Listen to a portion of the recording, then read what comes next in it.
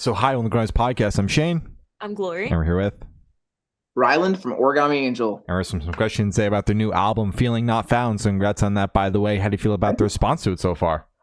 Great. I feel great about the response. Honestly, like now that we've done albums and releases for such a long time, I've grown to really temper my expectations for a record because I never want to be hurt by the brutal honesty of the internet. And I think like for a long time I was just kind of trying to forget about this album, just be like, oh, whatever. But in the weeks leading up to it coming out, like starting to do a bunch of press stuff, I was talking to somebody and kind of realized, damn, I'm like really, really proud of this record. And then it came back in the worst way that it's ever for me, where I was like, I need this to be received well, or else like this is it.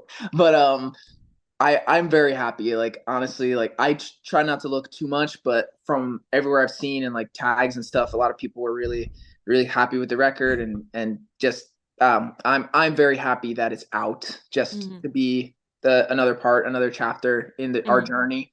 I'm overall stoked, and I think that it has been a pretty warm reception to the record. I think we tried some new stuff, but I think we've kind of tickled in a little bit of expectations that people can expect us to try something new, and I think that we're really lucky in that way. So I'm really thankful that people are down to like let us experiment, even if it's not our like their thing per se for a record. Like you still know that like we're being authentic about it, and that like it's really true and close to our heart, and that like everything we're going to try to do is going to be really fucking important for us, first. Yeah. And I think that's like why people liked us in the first place. So I'm very grateful that there are people who like this one, and also that people are giving us the room to experiment and grow as a band. Absolutely. And I think you guys set the tone for that. Like, obviously, Gami has always kind of been experimenting in a way, but you guys took a little time after Gami Gang to pretty much just throw shit at the wall. You had the heavy EP, the soft EP, and then the Weezer-inspired mixtape that we talked about on here. And it's like coming out with this record that is a Gami album at its core. Throwing in a curveball here and there, it's just expected at this point. Like it's what you expect when you click on the newest Gami release.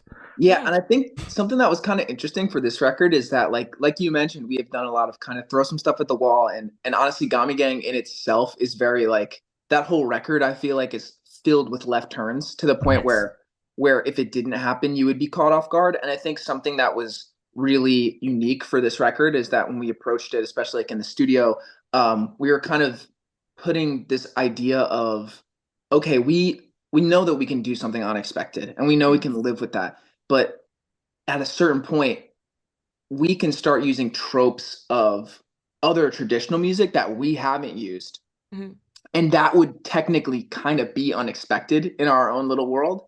So I guess we kind of put together like, I think this record is filled with songs that have more, traditional song structure, but in the way that the ethos of this record was built, I think that there are things that we're doing that are what you would call more traditional, but stick out a little bit because of our discography, which is kind of nice. But then in the traditional sense, there are things that we do that kind of stick out from the traditional sense. So I think this record is kind of like this best of both worlds kind of idea. And I think it ended up being like a really unique experience. So there are some points of this record where it's like, okay, that wasn't crazy left field, but that makes it left field. Like there's some points where it's just like you stay in this world and it's like, oh, I didn't expect them to stay there this whole time. And I don't know, for me that just like keeps it really exciting and fresh. And it was a new challenge. Absolutely. Yeah. Now, Fuck yeah. one thing I picked up that you said during the initial answer was that like at one point you were like trying to run away from this record in a sense, if I'm picking up what you were putting down. Did you mean that in the sense of like you were trying to run away from like starting the process and like actually having to create it, or was it more so once it was done, like putting it out there and that nervousness of how people were going to receive it? It's funny you say that, because I was referring to mainly just like how people would receive it, and kind of just trying to forget about it until I'm done. But definitely I would say throughout the course of the creation of this record, there are several times where I was trying to run away from it, or times where I felt that we had to put it down.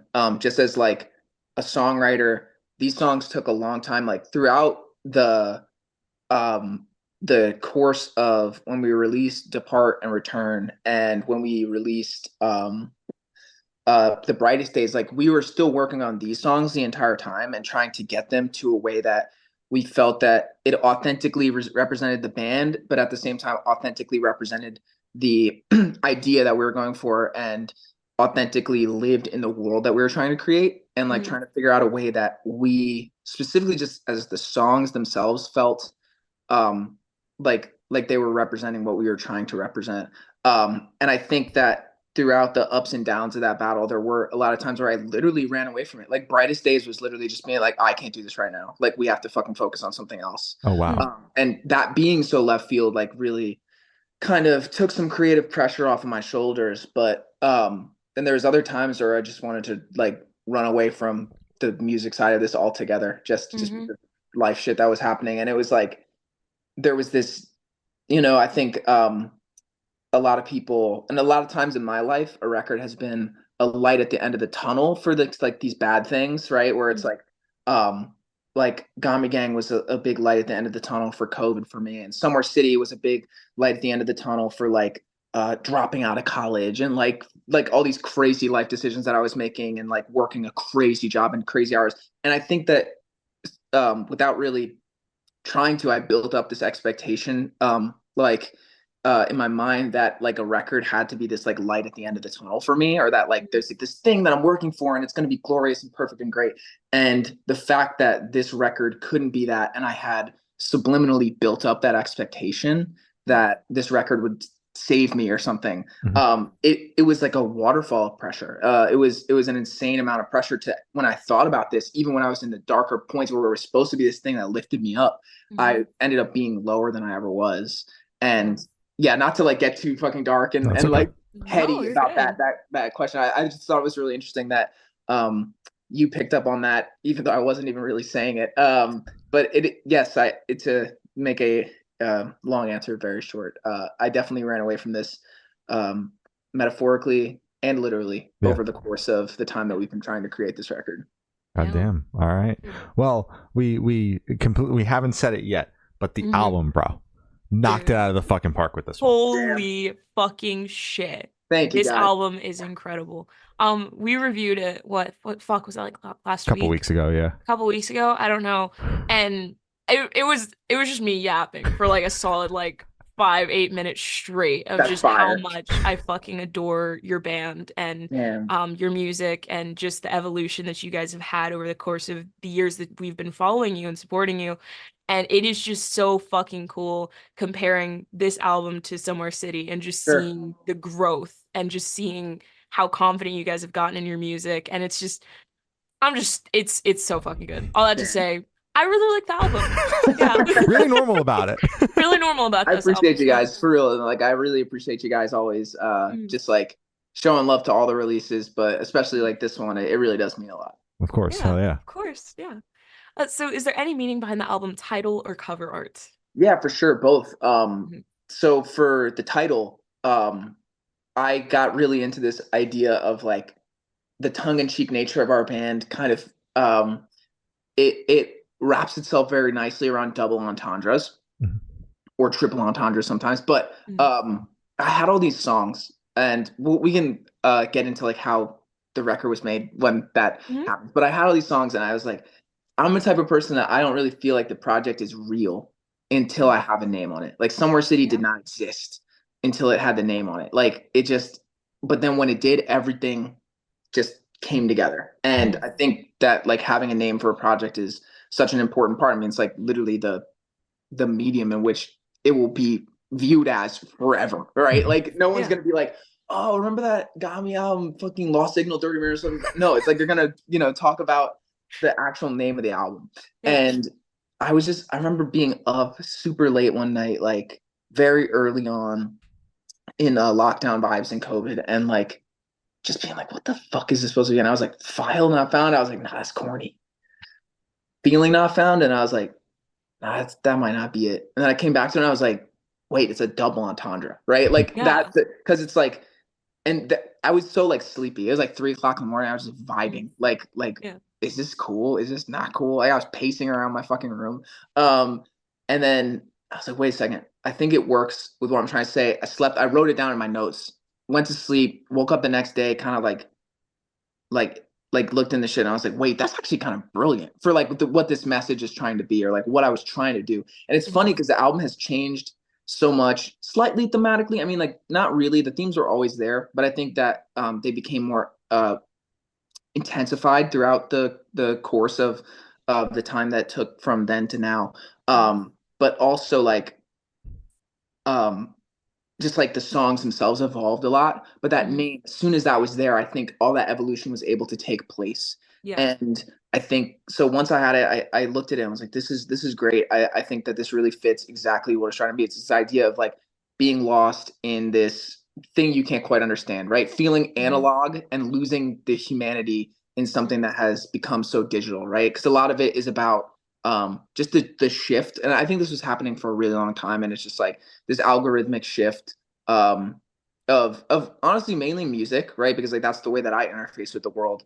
But just life in general, and then that being kind of shown in its extremities in COVID, where it's like, okay, like this whole time we've been trying to build this music community and like link with other people, and it's like we finally have it, and Somewhere City's out, and I'm like the most proud of anything I've ever been in my life. And then like 2 months later, it all disappears, right? Yeah. So just this idea that's like, and I think whether you're in the DIY music community or whether you're in, you know, just a fucking like regular person who has no idea what that is, like I think a lot of people can say that they've lost a big part of their community, a part of their life in that time.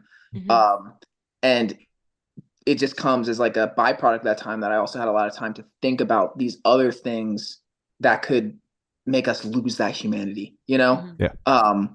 And yeah, that's like such a long-winded answer for 3 words, but I think once I thought of it, I was like, oh, that's like deeper than I thought it was. And I love shit like that, where it's like it's like, oh, just some shit that's like, okay, that like has a ring to it. It feels normal, but then like you kind of dive into it and you're like, oh, that has like some subtext, and that like that reads that has more than it reads to it. You know what I'm saying? Like, and I think that kind of happens a lot in our band's discography, but I think in this particular thing, I was like very inspired by the potential to kind of fill in those gaps that were still there on the record. And then as far as the art goes, yeah, like I always had a vision that it would be this play on perspective, but my original vision of it was backwards. Instead of the camera being here and this computer being like here, or however you're seeing me, it's like this. It was actually going to be like the camera was not going to be facing the camera. The camera was going to be facing technically the same direction that it was being taken from, and the computer would be this way, but then that would somehow loop into itself. I don't that was always the idea, that would like loop into itself. But then so we worked with Kay Dargs, who did the art, and who's a phenomenal artist, like straight up like has done some of the most iconic cover arts in this entire genre of music. So once we linked up with her, she was like, oh, I have this great idea, like if we flip the perspective, and just like she drew me this thing, and as soon as she drew it, I was like, that's like a million times better than it was in my head. Like, damn. But it's like still, it's so cool because it's still like the thing that I fed her, where I was like, I got this perspective, and it like loops with the fucking photo or something.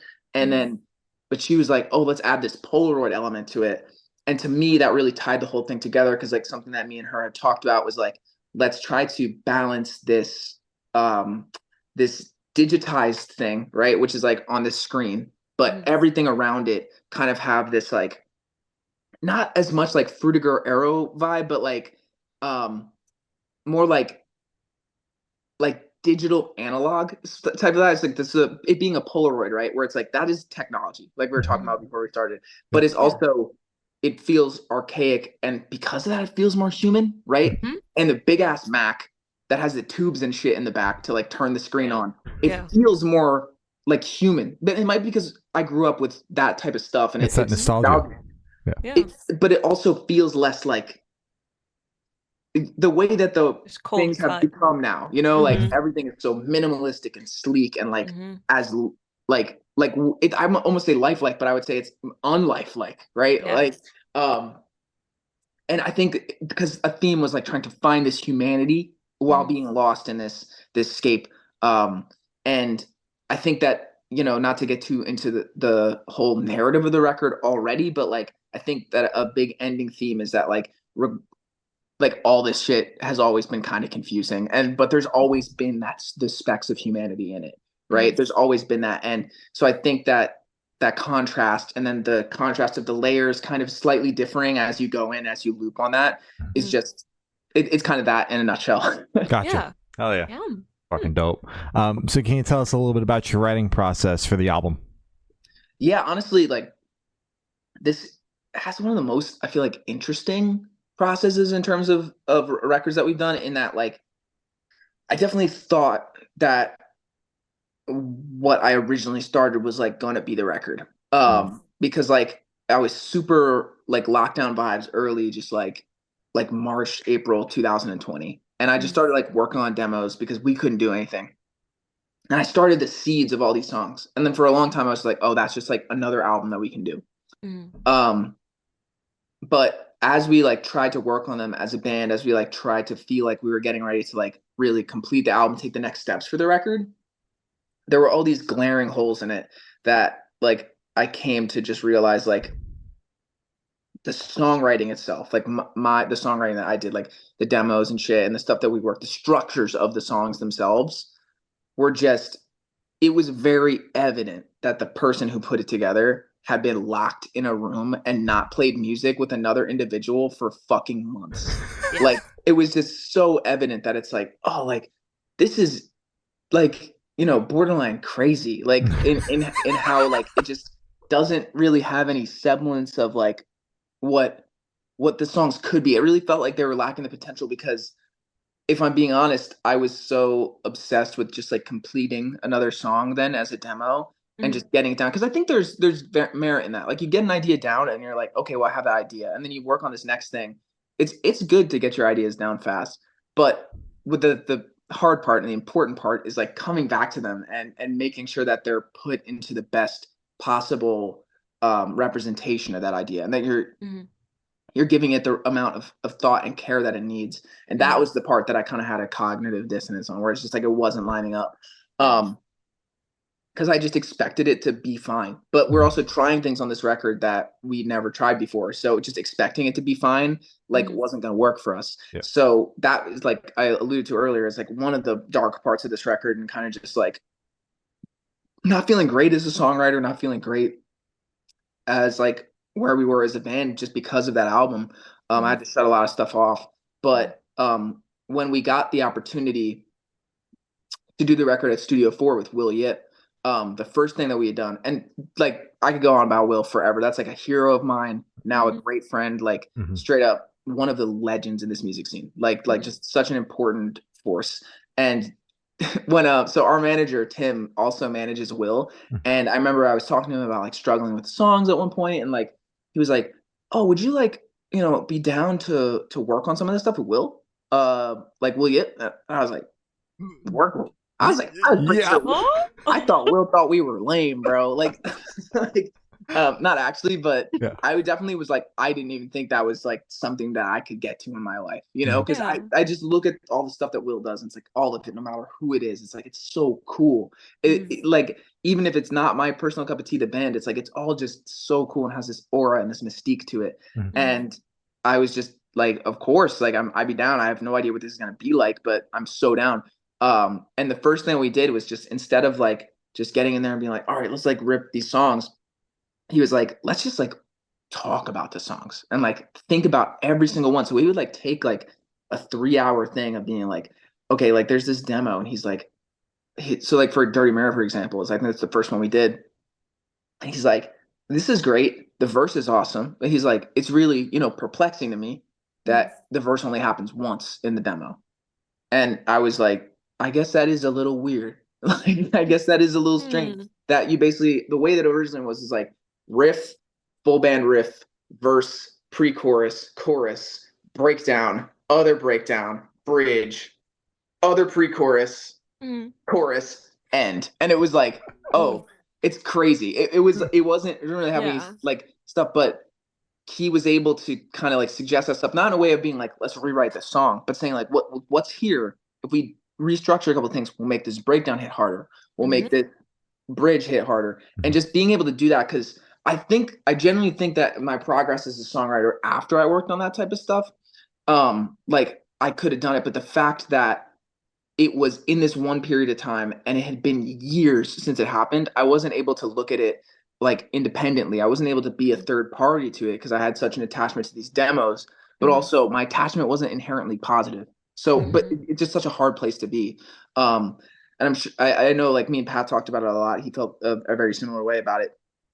But Will was able to be this third party, hear it fresh, and just be like, here's how we make this sound like not Origami Angel 2020. Here's how we make it sound like Origami Angel 2024. Yeah. And that was a really hard struggle for us before that. But just something about being in the studio with someone who is, you know, one of the greatest fucking rock producers, if not the greatest in the entire thing, makes things a lot easier. So like, it just sort of came together and was like, oh, of course. So we spent like, I want to say we spent like a whole week and a half, 2 weeks just working on the structures of the songs and getting more familiar with the new structures before we even recorded anything. Just because that is truly, to him, to me, to everyone, the most important thing. Like no one, you know, is going to even give a shit about the fidelity of the sound if it's not a good song, you know? And so I guess just being in that environment and seeing one of your legends, your heroes, someone you really respect, be like, here, these songs have the potential to be your best songs. Let's actually get that to the finish line and not just like talk about getting it to the finish line. Let's actually fucking do it. That kind of kicked everything into gear. So a whole other part of the songwriting on this record was being able to go into there in Studio 4 and just flesh it out and really feel more confident about the songs than we could about the demos. Hell yeah.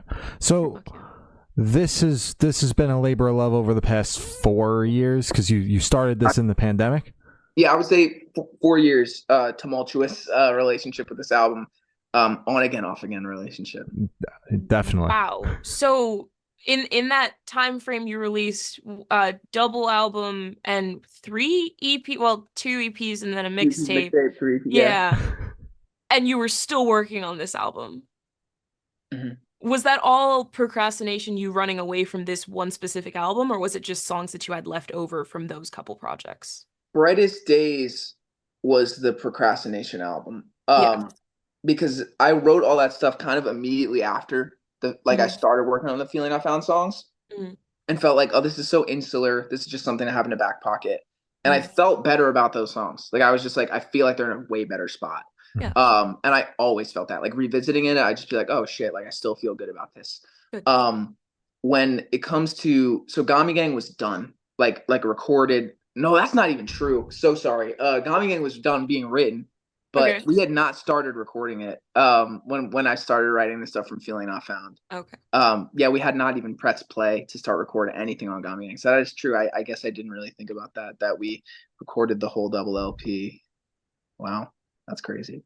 A lot of Gami lore just happening while you were, you know, figuring out this record. That's insane. Yeah, a lot of stuff happened, right? So it's the double LP.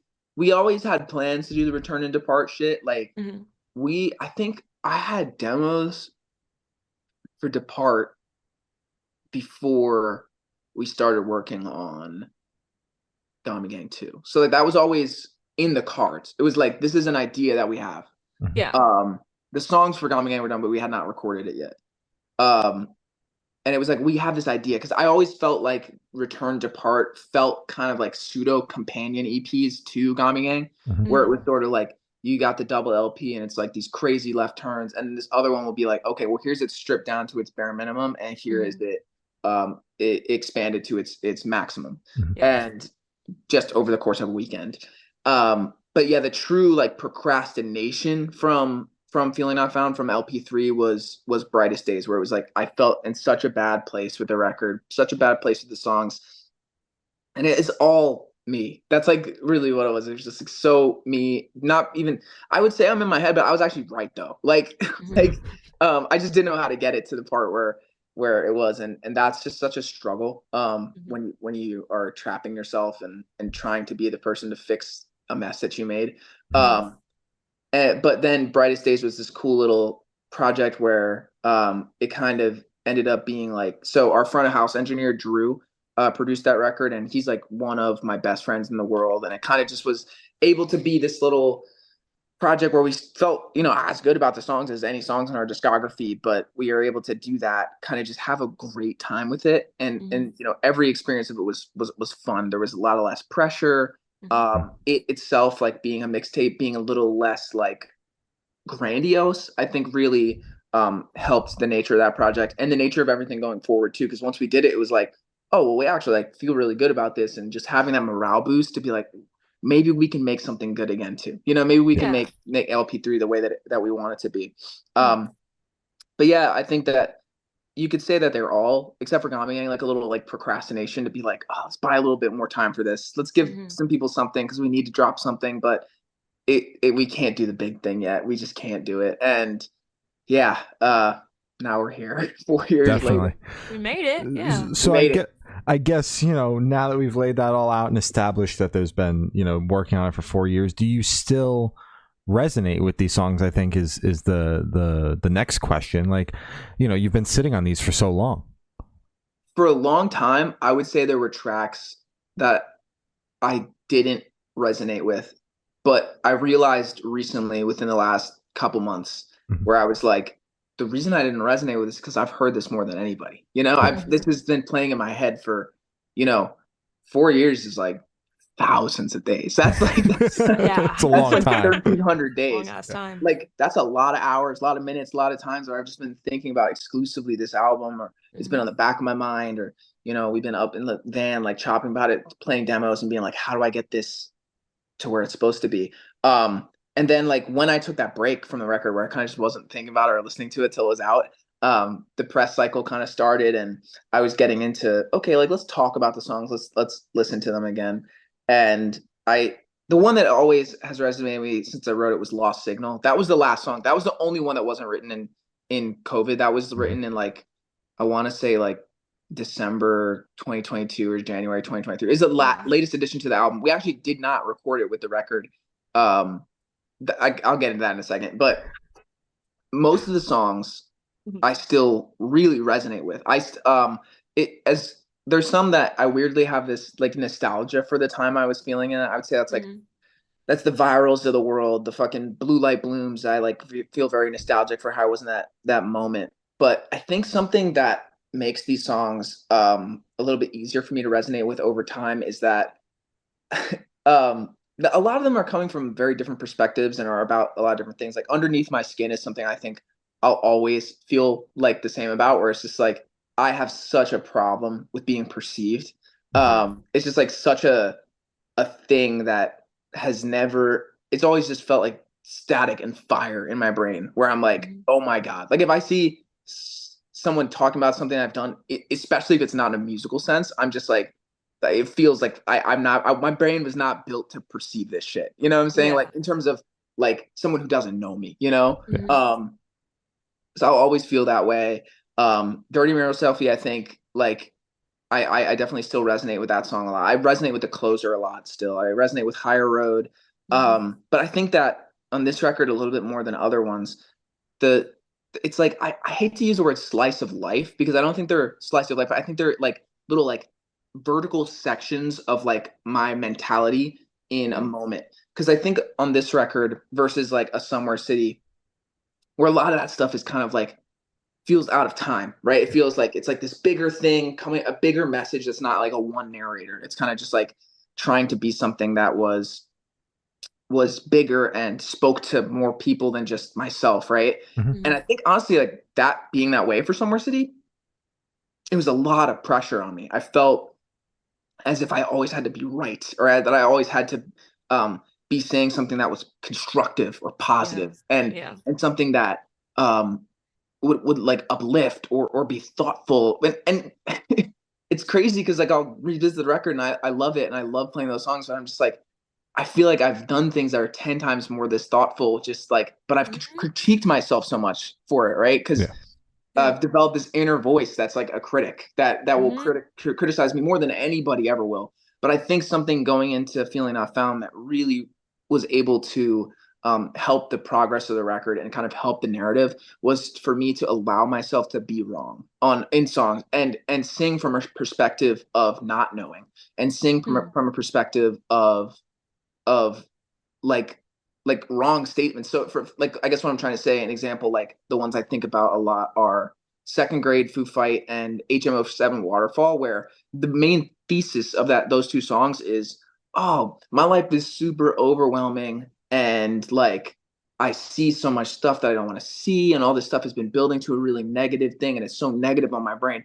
I have the solution. I should cut myself off from every person that I know and love and stop enjoying the things that I like, because that's healthy. You know what I'm saying? Yeah. That's like, it's a terrible message, right? Yes. But it's what I was feeling, and it's honest. So like, I think in that way, since they feel more like vertical sections of like a timeline where I was, where it feels like, okay, that I don't necessarily feel like that anymore, but I know how that shit felt for me, you know, like, so when I revisit, when we play and we're practicing like HM07 Waterfall, I'm like, this song I still feel the same way as when I wrote it, where it's Second Grade. I still feel the same way.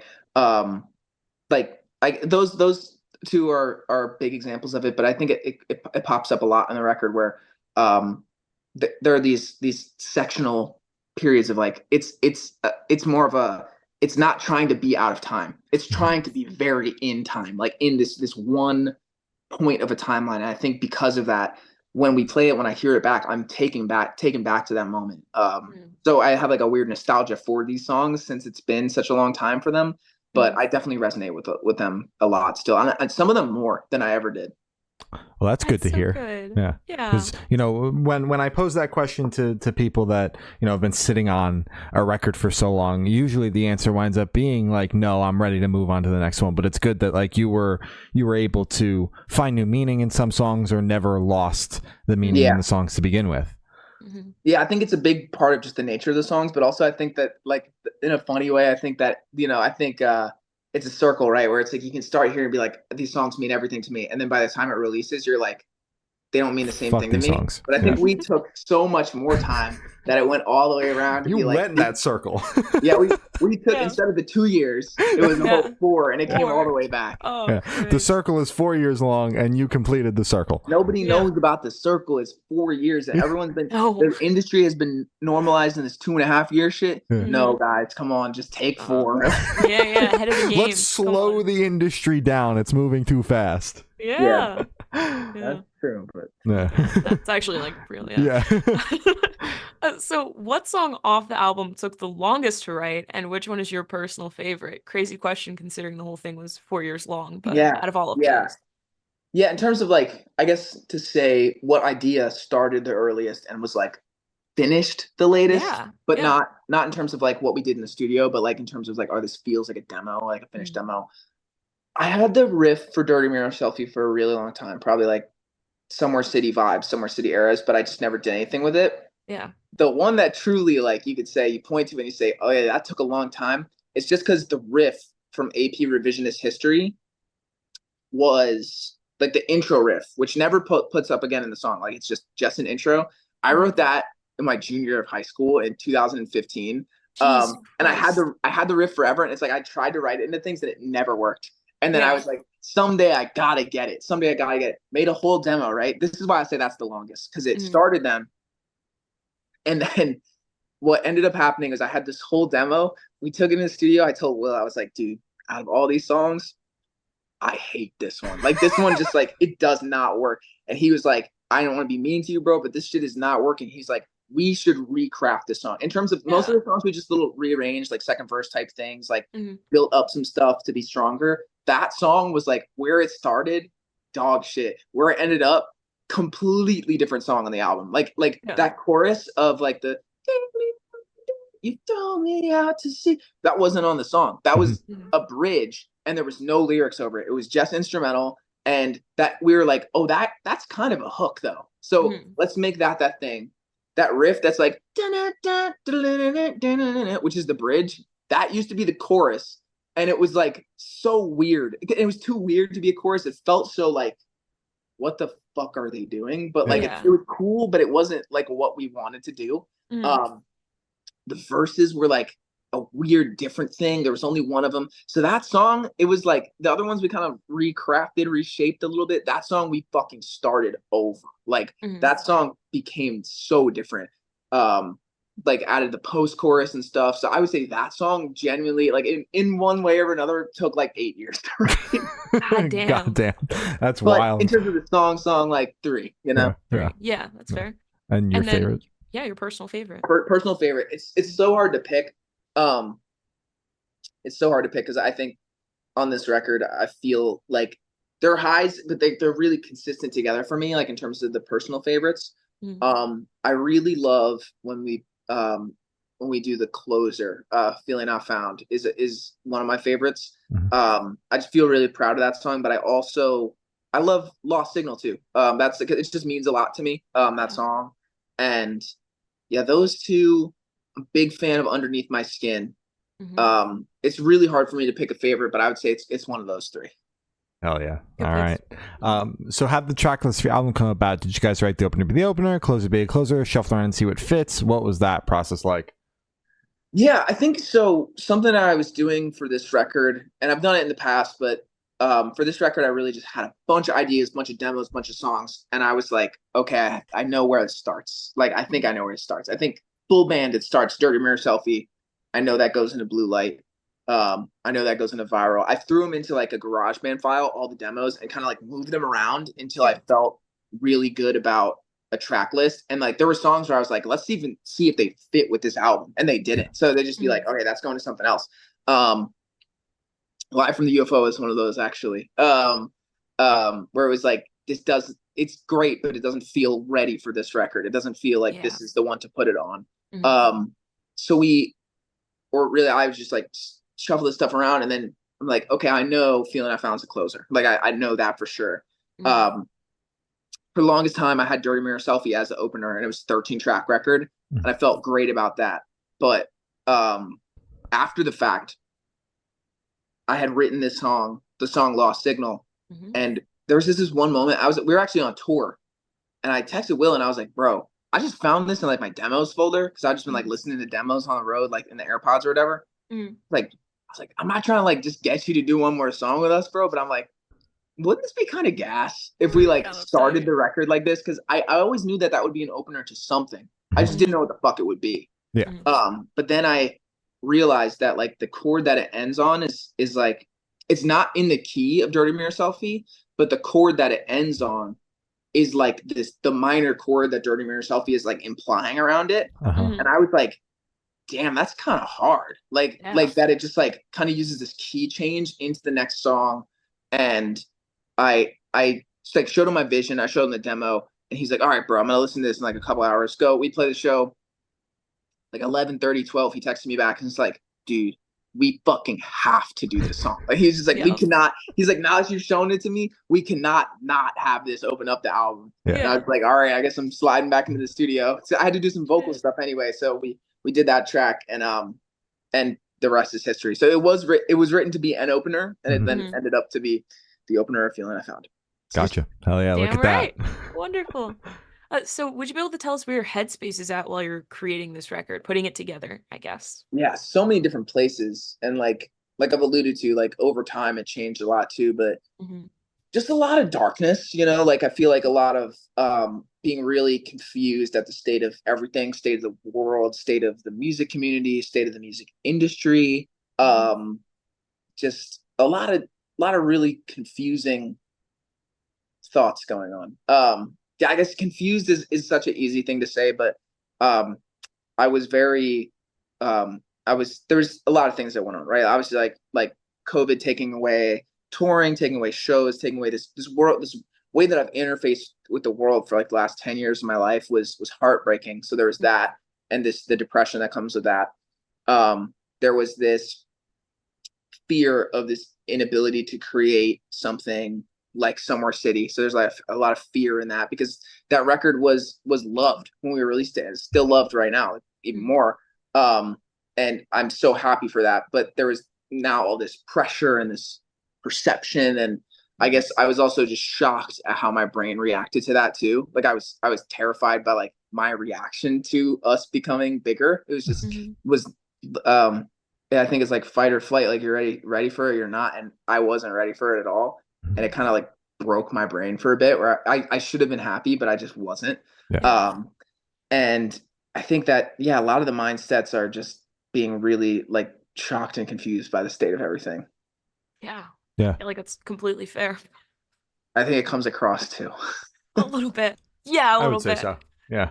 Are you finally like feeling like you're in a good spot? Because it's like obviously it's been a very tumultuous handful of years, lots of ups and downs, a lot of growth. Like, are you feeling like you're in a better spot now?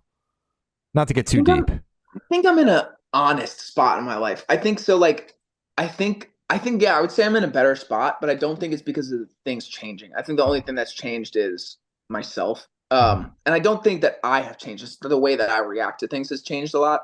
But not in a way where it's like, I think I always envisioned this future version of myself that would see like criticism and be like, oh, I don't care. Like, I'm cool. Like this doesn't affect me, or this version of myself that would be so good at like what I do, like performing and playing shows, that I never make a mistake, and that like it's not even like fathomable for me to like fuck some shit up. And this, I think I at the time of recording this record, I was envisioning this future, and while at the same time being nostalgic for a younger version of me who was more energized and more fearless, because nothing scared me, and I was at the same time envisioning a future in which I was stronger and reminiscing for a time where I thought I was less scared. Yeah. But throughout the course, and like something that came along with creating this record and the narrative of this record as I was writing it, was to say like, okay, like I'm being nostalgic for this time that like, I feel like I was better. But if I go back to that time, it probably fucking sucked back then too. Like, if I'm being honest. And then at that time, I was being nostalgic for something else. Yeah. And at that time, so like I kind of realized that's like the whole stuck in the loop thing at the end of the record for Feeling Not Found, is just like this idea that I'm always chasing after something ahead of me and behind me, but never really allowing myself to be present, and not even realizing that the reason that I am this way is because the times that I'm nostalgic for, I was also doing like being so bad to myself and being so unkind to myself. I wouldn't even say that now I'm kind to myself, but I think something that I have done a lot is I feel like I'm not lying to myself about that fact anymore. And I'm not lying to myself about the fact that like being perceived like fucking freaks me out. Like, and being critiqued, like, really, I'm not cool. Like, that's what I felt like realized, is to be like, I'm not that tough guy in that sick band where that sees criticism and quote tweets as LOL, like, you're lame. No, like this shit will actually sting me. Like if Pitchfork reviews this shit, I will care what it gets. I think just being more honest to myself and not being afraid to also share that and say like, that was a big thing for me, is that I really didn't want to see, because I feel like sometimes it can come off as ungrateful, where it's like, oh, well, I'm in a band that, this is my band is my job. My job is band. Like, that's fire. And it can come across ungrateful. I'm like, oh, well, this fucking, like, this review pissed me off or something, or people not liking this new album is like really hurting my emotions. Like, I always would critique myself, and there was this imaginary like fucking like Twitter responder that I had in my body that was like calling me so lame. And so I realized that's just like something that I'm doing to myself, and that like that it's like I'm hating on myself more than anybody could. And I guess like all that shit still happens, and all that shit's still gonna affect me. But where I am right now is in a state where I don't feel like I have to like pretend to be cool in those things. I don't feel like I have to pretend to put on some facade or put on this personality that is totally comfortable with being perceived or playing in front of thousands of people or just having like having something that I've done be listened to by a lot of people. I think that I'm being very comfortable in my skin, not in a way to say like I'm feel great here, but in a way where I say I'm really uncomfortable with this. I probably will never be as comfortable as I want to be, but I feel more comfort weirdly admitting that and not having to hide that and not having to do that. So I guess like in a weird way, I'd say not a lot has changed, but the way that I react to a lot of stuff has definitely changed for me, and I feel better overall about everything. That's good to hear. Right. Hell yeah. So how do you recommend your fans to listen to this album for the first time? Should doing a car with friends, dark with headphones on? Is it workout album, party album? What do you personally recommend? I think the best way would be like with some homies in the whip, right, in the car, but not in the way of like a party. Like, damn, like I would wish, and like me and some friends have done this for albums when they come out or just great records before, where it's like, the music in the car on the way to the gig, sometimes like, oh, we'll talk over this, we'll vibe. But the way the vision that I had, like as the album came out, I listened to it on Spotify for the first time, where I'm like, damn, this would sound great in a car with a bunch of homies. Like, all right, we'll put this on and listen to it. Song's over, and are like, that was cool. Next song starts. Like, that's cool. Just like fucking listening, straight up driving music, but like not in a way of that it's like background. That's conceited, but that is how I would do it. But really, I think that if you're willing to, if you're down to have the full album experience, doing it in a way that's isolated is also really cool too. Throw the headphones on if you want to. I actually think that Will mixed this shit so good that you can just throw it off of your phone and like place it on your chest and it'll sound awesome. Like, I think there's a lot of ways that you can experience this, and that's one of the beautiful parts of this record to me. Oh yeah, does it sound good on a DS though? I didn't get to pick up one of the cartridges, but I'm curious if it sounds good. It sounds awesome. It sounds like what you'd expect anything to sound like on a DS, right? Like a little bit blown out. But what's weird is like I think that there was a lot of people in the Nintendo community who criticized the DS sound fonts for not really being as great because of the speakers that they were played on. But I'm like, they never intended rock music to go through here. Because when the rock music goes through that distortion, kind of awesome. Like it's like kind of ripping. It's got like a lot of mid range. And the drums sound crazy, and I don't know. I would in another. That's a joke. I was gonna say, imagine if we like got like some bands will have like different masters for Spotify and for like other shit like that. I don't understand it at all, but I'm telling all the homies, they'll be like, yeah, we got a different master for the DS, for the Game Boy, for the Nintendo 64, like. Oh, that's great. We've been doing different types of masters for different types of software. It's fucking power move. Yeah, I will say like the DS thing. Like I think a lot of bands, the first time that they get their record on vinyl, it's like a very emotional thing. And it was for me too. Like when I saw our record on vinyl for the first time, listened to it on vinyl for the first time, I was like, damn, this is awesome. But to hold the DS in my hands and play the album off the DS is probably the most emotional, gratifying thing that has ever happened to me through music. Like I straight up was like texting Jake from Counterintuitive, who put it all together, and was like, my entire life has led to this moment, bro. Like this feels like so like if I could go back to like a 9-year-old me playing like Pokemon Soul Silver on the DS and be like, brother, one day someone's gonna make some bootlegs of your band and he's gonna be able to play on this, and I'd be like, let's go.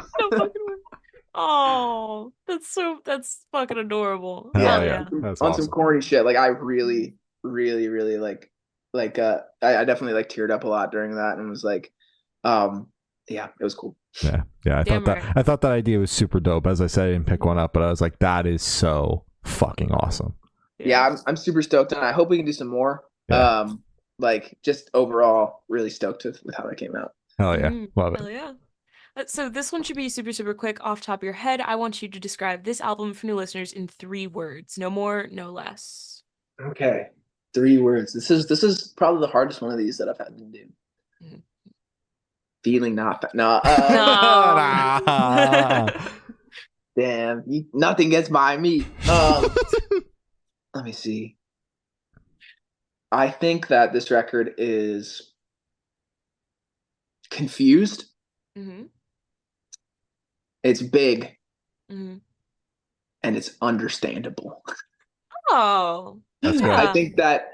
I think that just like from talking to close friends who have listened to the record, where they'll be like, they have a different perspective on a lot of the topics than I do, but they're like, I still really relate to this thing, whether it's viral or underneath my skin, or like the closer in particular. I think a lot of my friends would hit me up and just be like, I've latched onto that a lot.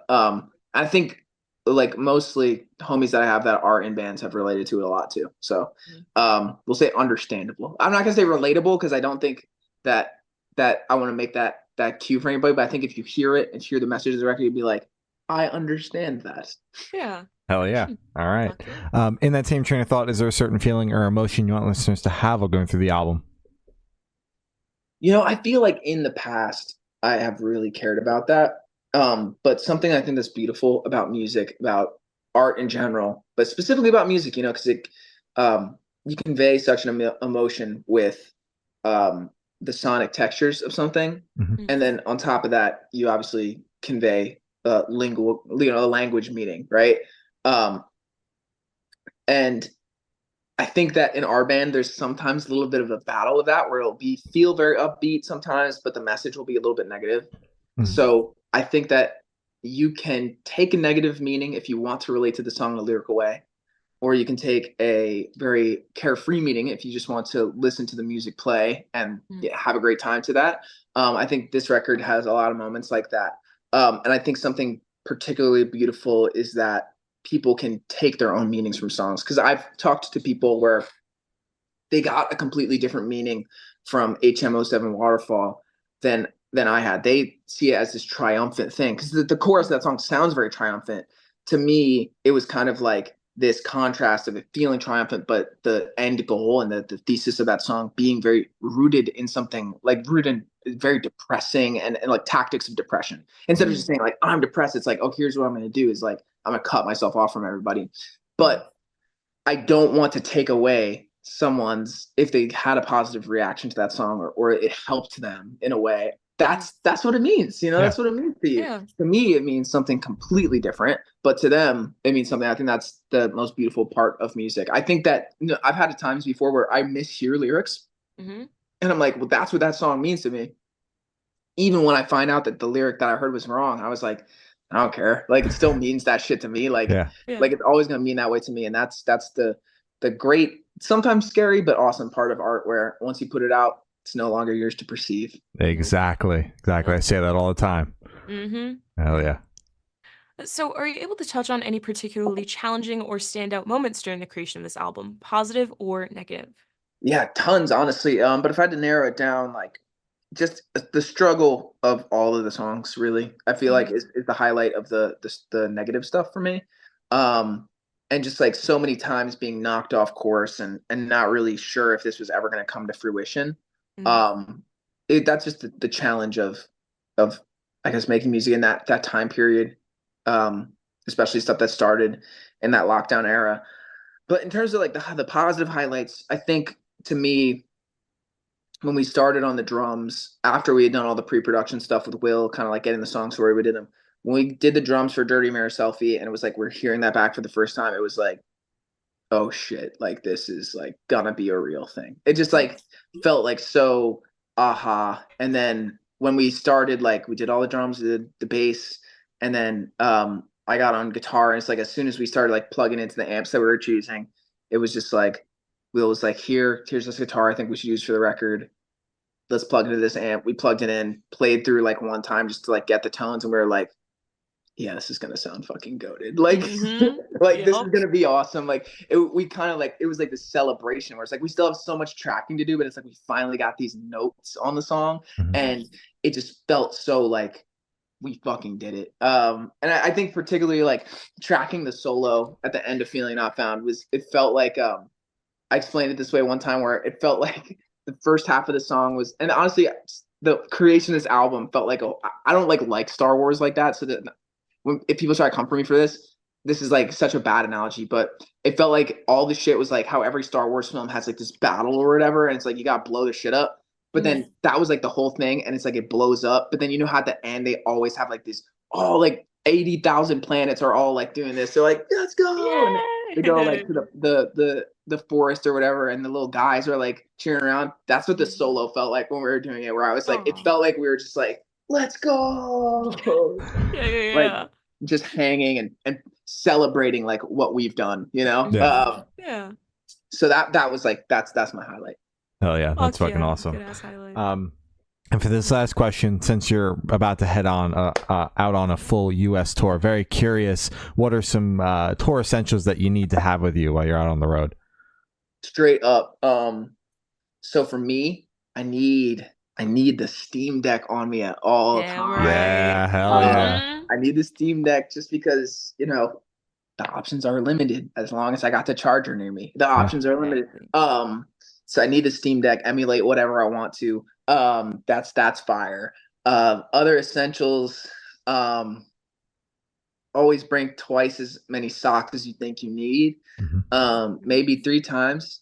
I am very like particular with the socks. I got a bunch of socks at this place in Japan that fit me so well that I'm like, I have so many of those. I throw those in. It's a thing that's like, it's like you don't think about it till you got a pair of whack socks on your feet, or the ones where like the shoe part is like just a little bit too big and coming up to your Achilles. Like that shit sucks. So because the sock sizes are fucked up, right? Because it'll be like size 7 to size 12. I'm like, well, what if this is more for someone who's 11 and a half, not for someone like me, 10 and a half? Because then it's like a little bit, nothing should be 5 sizes. Because also there are half sizes, bro. That's actually means 10 sizes. Yeah. Nothing should be 10 sizes of stuff. If they did that for anything else, you would probably get fired at your job. Like 100%. that's messed up. Like imagine they did that for tires. Right? Or imagine that they like this shit would be falling off the fucking cars, man. I'm talking about that's a whole ass thing. Yeah. Like imagine you did that for literally anything, screwdrivers, anything. That's bad. But so they do it for socks. So a great pair of socks, whatever works. That's what I need. I think it's like essentials on the road. I like to treat footwear in general, especially like people go into shoes too. I always have like a couple stage shoes on me to, you know, go to different outfits. But I also make sure that I keep a pair of regular slides on me and some fuzzy slides just for different contexts, right? Like off stage, I like to not like have a ridiculous amount of sweat on my feet. So like I'll do shit in the open toe slides just to like breathe a little bit more. That's like very like I got some. Are they here? Usually I have them right around. Show and tell with the slides, bro. I got the Minecraft Croc slides, and they are like my top joint. Like those have come on every tour since I've got them, and that'll just be on my feet. Actually, while we were recording this record, it was like a bit that every day in the studio I wore those instead of shoes, and it was like I mean it was warm when we were doing the record, but every day it was like jeans, like cuffed jeans, a hoodie, and the Minecraft slides. Didn't miss it once. Every day that was the fit. That's crazy. And so those are like a staple. I'll always keep the Minecraft slides. There's a couple other essentials. I mean, just like some guitar stuff. Like you got like hella extra strings, way more than you think you'll need. Basically, yeah, just like abundance of things that you probably will forget about. Yeah, definitely. Batteries, I don't know. Sometimes you need batteries. Why the fuck not? Toss it in. Yeah, batteries, way too many chargers, you know. Yes, yo, a good one is 2 phone chargers. Yeah. Because no matter what you're doing, like for your band, that like if you're on like a bandwagon situation where you like sleep on the vehicle or whatever, if you sleep in your van, or if you like do hotels or whatever, you should have a charger. Honestly, investing in 3 is not a bad idea. At least the 3 cables, because like to a van one, a communal van one, but you also want your own if the van one fucks up. And then you're probably gonna want one in a bag that you take into the venue to somewhere else. And then like if you're a band that tours on like a bus or a bandwagon or something like that, you want one for your little spot in there too. So, like a couple like more chargers than you think. And I feel like you could never go wrong having just like a couple random USB-C cables. Because so many weird things need that. I mean, it's like it's a standard, it's not weird, but like you just be like, oh, our shit's broke, or oh, this one I misplaced this thing for like a hard drive or something, or anything. Like a phone's charged with that now, the Steam Deck charged with that, the Switch charges with that. Just having a USB-C cable just to randomly be like, I got you, or I got myself. Keep a couple of those in the bag. Yeah, hit them keep up. that shit on you. Straight up, they're not that much money. Get that 3-foot one. Don't gotta be that long. That's like $4.99. Just a couple of those. Couple Stock of those up at the Five Below. Yeah. Straight up. Hell yeah. Now that one's got 3 uses in it, but that would be fine. 3 solid uses. Yeah. Love it. So as I said, that's all the questions you have today. Is there anything that you would like to plug? Yeah, I mean, it's just like if you want to listen to the records, you can listen all digital streaming platforms. We got a big ass tour starting in exactly like 2 weeks. with Arm's Length, with Maxio, with Forests, all amazing bands. Genuinely, like some of the most inspiring bands to me too. I'm really, really, really, really excited about the tour. Probably the best Gami set that we've ever done. Yeah, just overall, really, really stoked to get back on the road. New show, new songs. Awesome fucking bands that are playing. Yeah, that's all I gotta say. Oh yeah. Wonderful. All right. Well, thank you. This has been Ryland from Origami Angel, and we have been the Good Noise Podcast.